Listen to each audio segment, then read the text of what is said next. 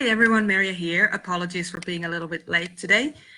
Just got stuck into some volunteering work. But yeah, let's get going. We have a lot of questions in today, so I'm just going to start with Aoife. So Aoife is saying, I'm struggling with boundary setting as it is still new to me. I would rather be able to skillfully enforce my boundaries in the moment rather than give feedback to someone at the later time or date.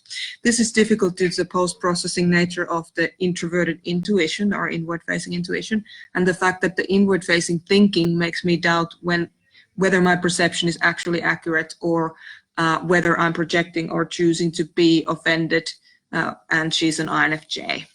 So even after giving feedback, I often continue to doubt my perception. I feel guilty about trying to enforce something that can feel guilty about trying to enforce something that after some time has passed just doesn't seem that important anymore. Can INFJs learn to skillfully enforce boundaries in the moment, or are they better off allowing some time to pass before deciding whether to bring up a potential boundary violation or not?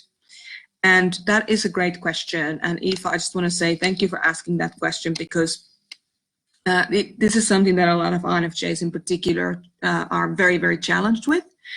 And what I would say to is just two things. Your boundary assertion will get better over time the more you practice it. So from what you're saying, it just seems to me as if you are not wanting to allow yourself the time to learn. So it's like you're not giving yourself the grace to learn how to do this over time. You expect that you should already have this down. And the thing about it is that you can't possibly do that, because as long as you're, still learning a new thing, like nobody learns to walk by just learning to walk and not having to crawl, not having to, get up and fall down again a couple of times. So the same is true for boundary setting. You need to allow yourself the grace to really, make sure that you let yourself fail, let yourself learn from the failing. So what failing in this case would look like is you realize afterwards that something wasn't right for you. And then when you realize that something wasn't right for you, instead of doing it in the moment because you can't go back, you then go and talk about the challenge that or the violation, and you just say, okay, I'm so grateful that I realized now that this is what happened. You say to yourself, and you can even say to your inner 10-year-old, because that's probably who's there, saying you should have been able to say it straight away. But the thing is, you can't say it straight away because you don't have the skills to do that yet. So you will, if you allow yourself to follow this process. So something happens, and after a while you realize there was a violation. In that moment of realization of the violation, you go, thank you very much. I'm so glad I've realized this now. I'm now going to go back and deal with this issue. So you backdate it. So you allow there to be time between when the violation happens to when you realize that it is, and you don't judge yourself for it. Then what happens is you go and you deal with that violation, and as you embrace the fact that you're failing forward, that you're learning new things, now what happens is that your subconscious mind starts to relax. And then what happens is that you realize the next time something happens, a violation happens, the next time it happens, the time between the time that it happens and when you realize that it happened gets shorter. And then you say to yourself, thank you very much for letting me know that this is, how it went, and I'm going to relax into this process. I'm going to give myself some grace for, failing forward. And the next time the violation happens, the time is even shorter and shorter and shorter and shorter and shorter, to a point where you realize in that moment at some point that there's a boundary violation that's happening, and that you're going to be dealing with it when you deal with it. Because here's the thing, Aoife. If you think that you should be able to know exactly how you feel about something that happens at any given time, you kind of put yourself, you set yourself for failure, because we don't keep up with, we cannot physiologically keep up with everything that happens all the time, because we're introverts. We need to process things. So don't don't let your inner 10-year-old inward-facing feeling convince you that there's something wrong with you because you didn't get to the boundary violation straight away, right? Don't do that, because what happens with that is that you don't, the time doesn't get shorter between the violation and the realization, because now you're judging yourself.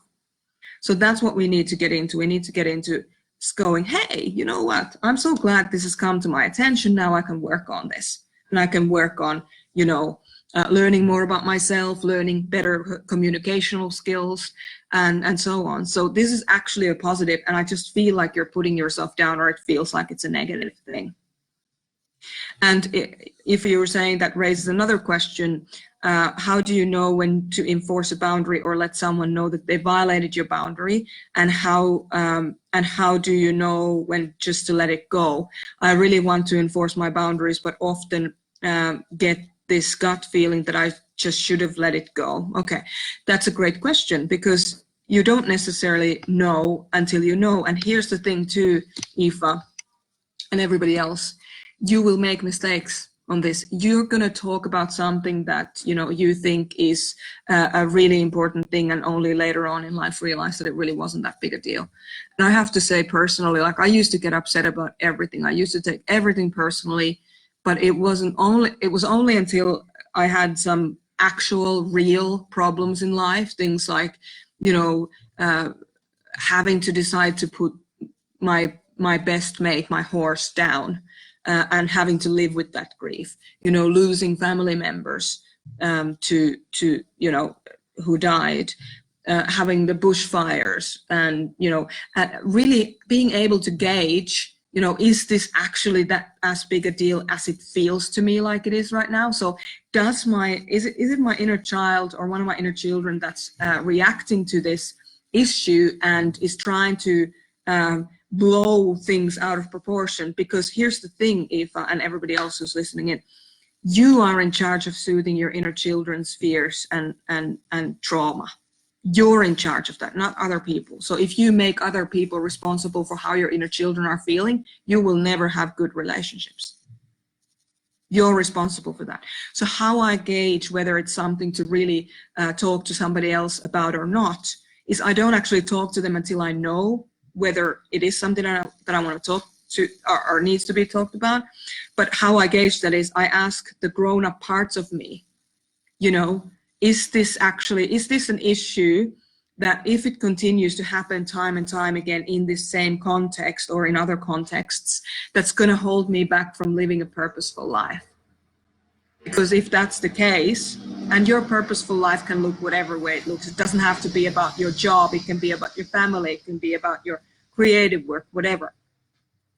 But what happens is that if you don't, if you let your inner children get demand a reaction from other people when it's actually your job to soothe them and to attend to them, and you don't kind of gauge it from, is this a grown-up part of me, the grown-up parts of me that actually need this in order for me to stay on track in my purposeful life, then what happens is that you're always going to be at the mercy of other people. And so that's how I know whether it's something that I just need to let go with other people or not. Is this my inner children's problem? If it is, then I let it go because I need to deal with that. And if it's not my inner children's problem, as in, if I'm engaged with as an INFJ in your case, if you're engaged with the inward-facing intuition and you're engaged with the outward-facing feeling to make the decision about the situation, with the help of the inner 10-year-old, with the help of the inner 3-year-old, support, but not driving the decision, then what will happen is that you'll be able to really ask the person who is creating this problem to change their behavior, to even to ask their question, hey, why is it that this is what you're doing with this, even though we were supposed to do this? So you start conversations rather than blame the other person. And that's usually how you know, when you get into an inquisitive frame of mind, that's when you generally know that it's the grown-up parts of you that are engaged. If you feel reactive, as long as I feel reactive, I don't tend to get in touch with anybody about anything. Because it's not right, it's not fair for them to have to deal with my inner children. I need to deal with my inner children, and then when the inner children are soothed, I can then actually make a decision that is whether to talk to the other person or not. So I hope that answers that question for you.